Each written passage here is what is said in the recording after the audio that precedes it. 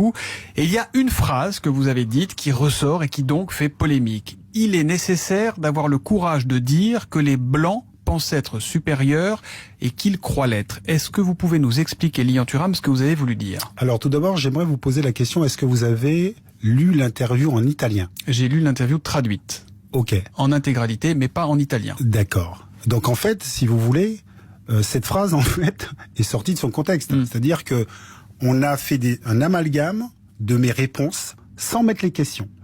En fait, on me posait une question sur les supporters italiens qui étaient racistes.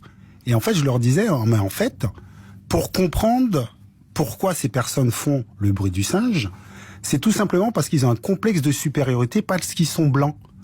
Et j'essaie de dire toujours aux gens, par exemple ici, qui peut me dire pourquoi on fait le bruit du singe? Est-ce que vous le savez? On fait l'idée? Allez-y. Ok. Parce que, historiquement, on a fait une hiérarchie entre les personnes selon leur couleur de peau. Les personnes blanches étaient tout en haut de l'échelle. Tout en bas se trouvaient les noirs. Et après, il y avait les singes. Ça veut dire que le noir était le chaînon manquant avec les personnes blanches. Et donc, en fait, historiquement, il y a une culture raciste, comme il y a une culture homophobe, comme il y a une culture sexiste. Et donc, en fait, je trouve très malhonnête qu'aujourd'hui, on puisse faire des débats sur des choses qui sont pas expliquées. Mais est-ce que vous n'avez pas été maladroit dans votre formulation? C'est ce que dit ce soir Dominique Sopo pour SOS Racisme. Encore une fois, je vous explique pourquoi en fait j'ai dit ça. C'est-à-dire que les personnes racistes, c'est avant tout parce qu'ils ont un complexe de supériorité sur les Noirs. C'est-à-dire que lorsque vous êtes dans un stade... Mais vous pensez, vous pourrez être très clair, vous pensez pas que les Blancs se pensent supérieurs aux Noirs? Les Blancs qui sont racistes. Les personnes qui sont en capacité de faire des bruits de singe à un Noir, ils sont racistes, ils ont un complexe de supériorité. Et d'ailleurs, j'ai même rajouté dans l'article que ce complexe de supériorité cache un complexe d'infériorité. Vous voyez ce que je veux dire? Oui, absolument. Donc... Mais je vois surtout que vous employez des mots qui, évidemment, et vous le savez, parce que vous connaissez tous ces sujets par cœur, sont des mots inflammables. Et je voudrais vous citer ce que vous aviez dit, vous, le 13 mai, vous étiez dans un collège de Viry-Châtillon face à des élèves de 5e et de 3e, et vous disiez, vous étiez accompagné par des journalistes du Parisien, pour être tout à fait transparent, le début du racisme, c'est quand on met les gens dans des catégories avec tous les préjugés qui vont avec. Il est noir, donc il est comme ça. Il est juif ou musulman, donc il est comme ça. Il est blanc, donc il est comme ça. Est-ce que vous n'êtes pas tombé, là, malgré vous, dans la dialectique, le type de raisonnement de ceux que vous dénoncez? Non, mais je pense que vous ne m'écoutez pas ou vous ne m'entendez pas. Encore une fois, je suis en train de parler de supporters racistes.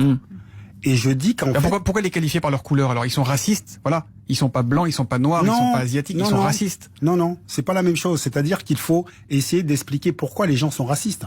Et là, ils tirent l'idée comme ils se sont supérieurs, mais cette supériorité vient d'une histoire. C'est-à-dire que chacun de nous ici, nous vivons dans des sociétés où est-ce qu'il y a des hiérarchies.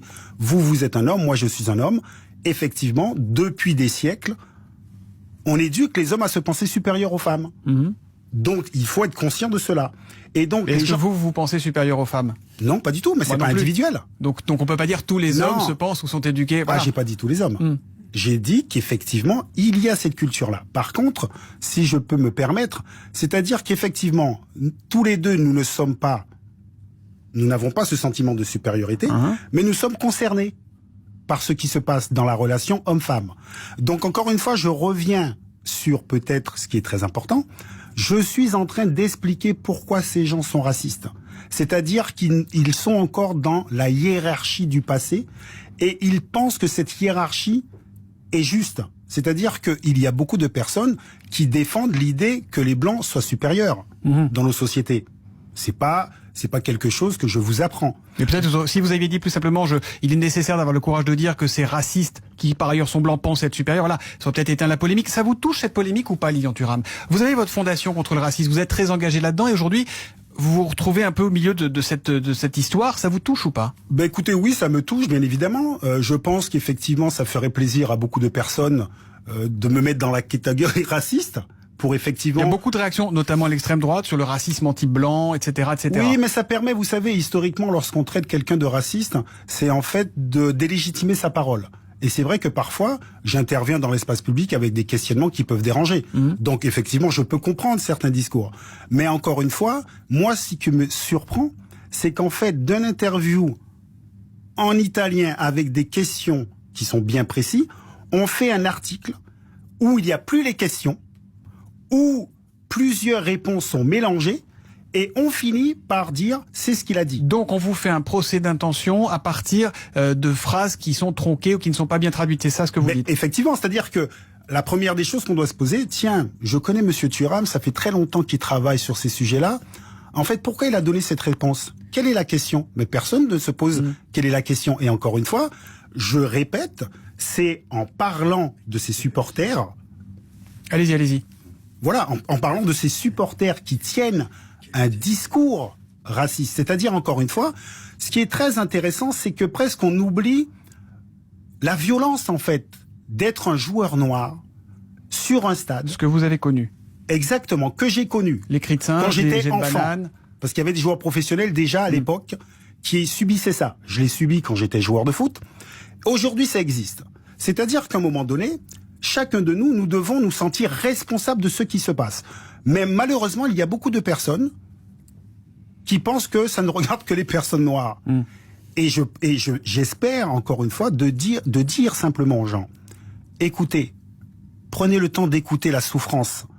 Et sachez que le racisme que subissent les personnes de couleur noire dans nos sociétés est lié à une histoire, comme le sexisme est lié à une histoire. Ça veut dire que vous ne regrettez pas vos propos, vous dites simplement qu'on les lise entièrement et dans leur contexte, vous ne regrettez pas, vous ne retirez aucun mot de ce que vous avez dit. Encore une fois, il faut lire l'article et je parle pas à toutes les personnes blanches de la Terre. Je dis que ces supporters tirent ce complexe de supériorité de leur couleur de peau parce que historiquement, il y a une hiérarchie qui a été faite entre les personnes.